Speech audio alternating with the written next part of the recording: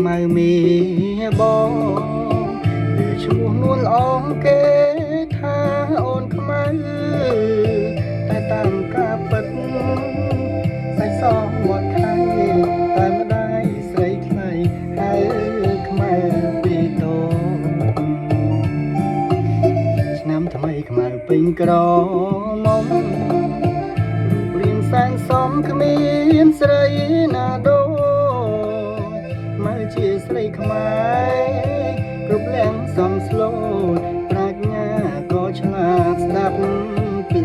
ម៉ែអើយថ្ងៃនេះបុណ្យចូលឆ្នាំថ្មីបងឃើញខ្មៅស្រីអូនរៀបចំពេញ